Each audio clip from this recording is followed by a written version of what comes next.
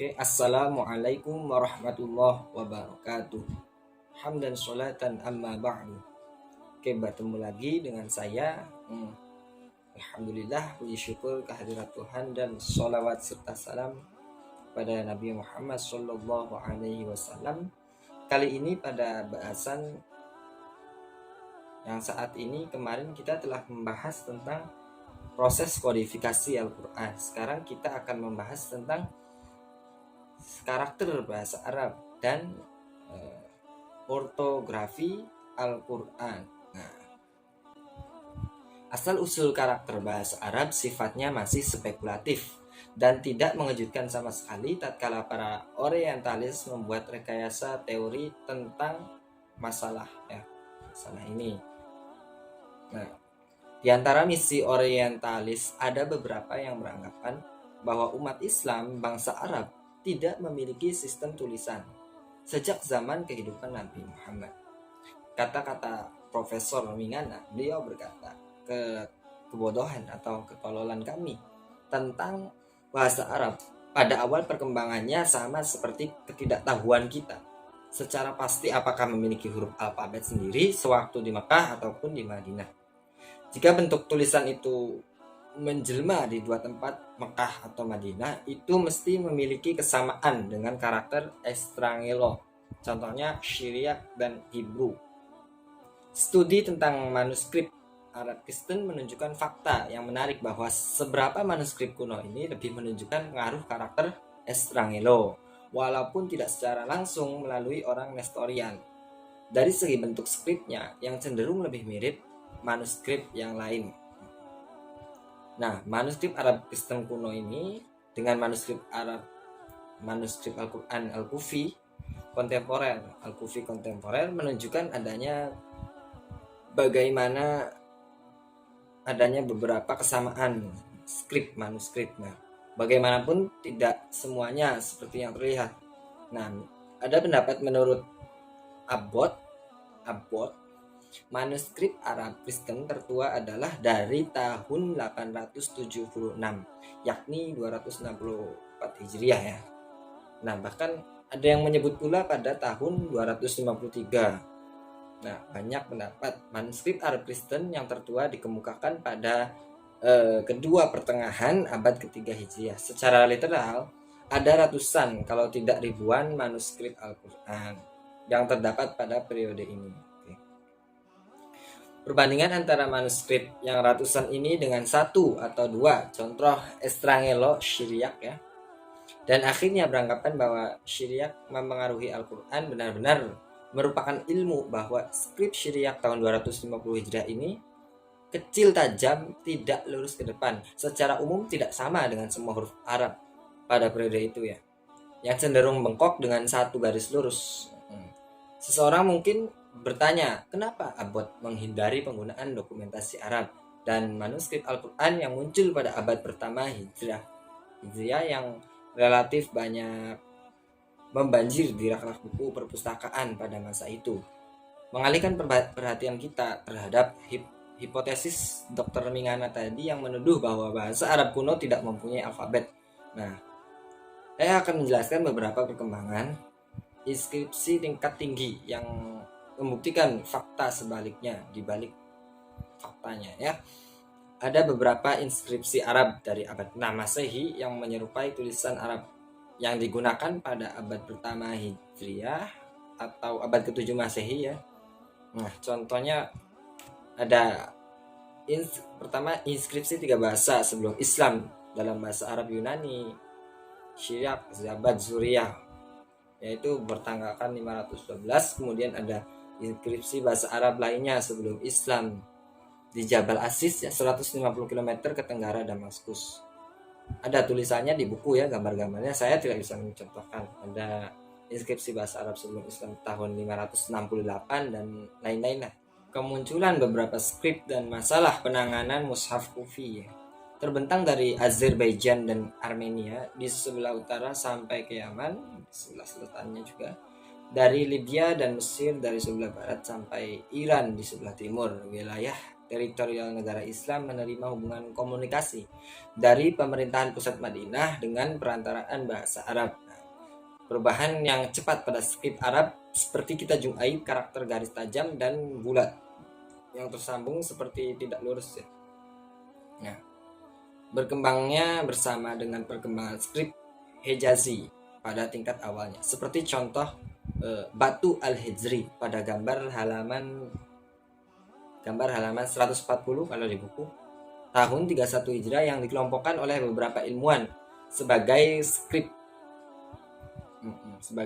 kufi garis tajam dan papirus tahun 22 Hijriah yang sekarang disimpan di Perpustakaan Nasional Austria ya pada gambar 1003 atau masih halaman 140 kalau nggak salah ya. Kemudian karakteristik ortografi Usmani ya, ortografi atau metode imla penulisan lama atau scriptio defectiva yang digunakan dalam salinan-salinan Al-Quran memiliki makna yang penting untuk sejarah teks kitab suci tersebut. Sekalipun sebagian besarnya hanya merupakan hal-hal yang bersifat teknis. Nah, dari bentuk ortografi inilah simpulan-simpulan tentang bahasa Al-Quran dan munculnya ortografi baru, skriptoplena bisa ditarik. Nah, dalam karyanya Al-Muqni fi Ma'rifah Marsum Masahif Ahlul Amsar. Nah, Abu Amr Al-Addani telah mendokumentasikan karakternya ortografi Mushaf Utsmani yang menyimpang dari kaidah-kaidah ortografi yang lazim dikenal di kalangan sarjana bahasa Arab. Nah, berdasarkan dokumentasi Addani ditambah sejumlah sumber klasiknya, diantara terutama dari temuan-temuan paleografis atau manuskrip Al-Quran yang awal. Nah, sebut dalam ortografi Arab, kata-kata pada umumnya muncul tidak dalam bentuk ketika ditempatkan dalam suatu konteks syiak dan korinah ya, melainkan dalam bentuk pausa. Tetapi dalam ortografi Al-Quran, bentuk konteks juga digunakan. Hal ini bisa dilihat dalam beberapa kasus berikut. Sepertinya penulisan ta, ada ta yang seperti perahu ta gitu, dan ada ta yang bulat, ta marbutoh dalam kata nikmatun. Nah, terus itu ada 11 tempat. Terus salah satunya ada rahmatun ya, taknya ada yang tak ini dan ada yang tak bulat. Ada 7 tempat, imro'atun 7 tempat juga, amantu atau amanat atau ada 5 tempat. Nah, dan lain-lain sebagainya, masih banyak lagi. Terus ada huruf wawu dan ya sering dihilangkan ketika jadi diringkas karena penggabungan kata atau wasl. Kemudian ada nunasi, tanwin ditulis dengan nun dalam kata. Contohnya apa ya? Ada di buku ya, halaman berapa ya? Nah, di Madinah Nabi Muhammad mempunyai penulisan yang banyak, berasal dari beberapa suku dan tempat-tempat yang sudah terbiasa dengan dialek atau ejaan yang berbeda-beda menurut adat masing-masing. Contohnya salah satunya yaitu sahabat Yahya berkata bahwa dia melihat surat yang dibacakan oleh Nabi pada Khalid bin Sa'id bin Al-As yang memuat beberapa kejanggalan seperti kana ditulisnya kawana dan hatta dieja hatta. Jadi hatta yang menggunakan alif bingkeng, alif tapi berbentuk kayak ya dengan fathah dengan hatta alifnya yang alif tegak berdiri gitu. Nah, dan lain-lain.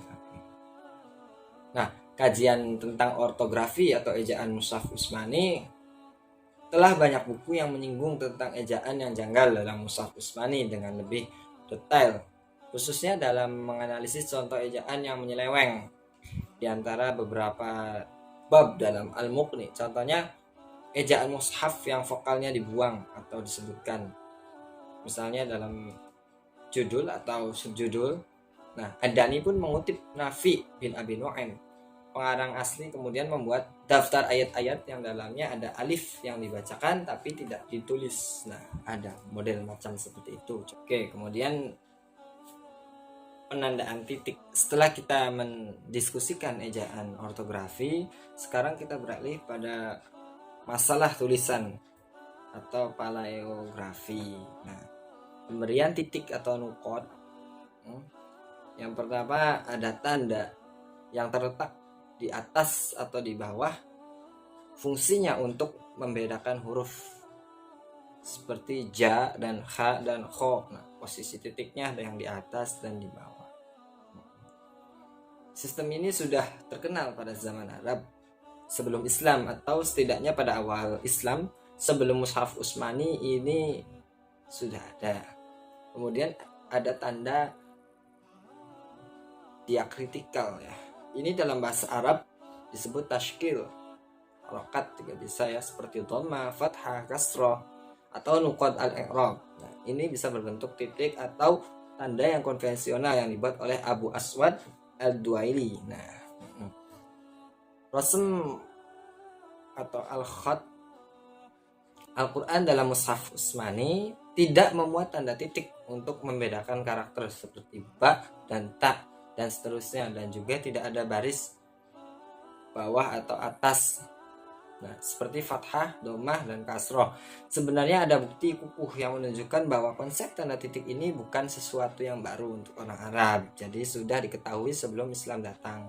Nah, sebagaimana penjelasan dalam buku tersebut bahwa tanda diakritikal atau golongan fathah, tanda titik dalam bahasa Arab disebut tashkil ya, yang pertama dibuat oleh Abu Aswad ad-Duali ya pada 69 Hijriah. Nah, Ibnu Abi Mulaikha melaporkan bahwa pada zaman pemerintahan Umar seorang Baduy datang meminta seorang guru untuk membantu belajar Al-Quran. Nah, seorang tersebut belajar secara sukarela, tetapi kemudian melakukan kesalahan ketika mengajar. Jadi terdengar oleh Sayyidina Umar. Kemudian Umar memberhentikannya dan membetulkannya, dan kemudian menyuruh agar mengajar Al-Quran hanya orang yang mapan, hanya orang yang bisa berbahasa Arab. Nah, dengan kejadian itu ada pelajaran bahwa Umar tidak lagi bimbang, tidak lagi ragu. Kemudian minta Abu Aswad ad-Duali untuk mengarang sebuah risalah tentang tata bahasa Arab. Nah, setelah lama Abu ad-Duali melaksanakan tugasnya. Nah, memiliki tanda. Nah, dari situlah tanda berada ya.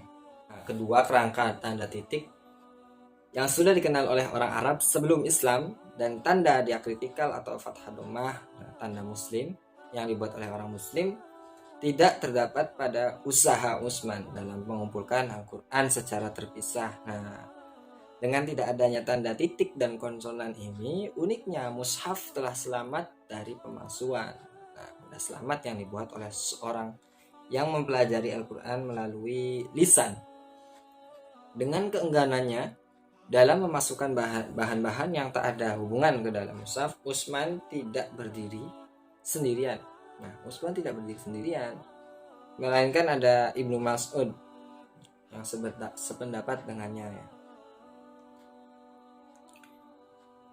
Di kemudian hari, Ibrahim An-Nakhai, ketika seorang mencatat sebuah mushaf dengan tambahan judul seperti permulaan surah ini dan itu, nah, atau subbab atau bab judul seperti itu, oleh Ibrahim An-Nakhai tersebut tidak menyukainya dan menyuruhnya agar dihapus. Nah, Yahya bin Abu Kathir itu pun mencatatkan bahwa titik adalah yang paling pertama dimasukkan oleh muslim ke dalam mushaf ya. Sebuah tindakan yang mereka katakan sebagai lampu terang terhadap batang tubuh teks, seperti yang menjelaskannya gitu, titik mempermudah. Kemudian mereka meletakkan tanda titik pada setiap ujung ayat untuk memisahkan ayat, misalnya waqaf gitu berikutnya, dan setelah itu informasi menunjukkan permulaan dan akhir setiap surat mulai ada. Nah, begitulah sejarahnya. Oke, terima kasih, kurang lebihnya mohon maaf. Wassalamualaikum warahmatullahi wabarakatuh.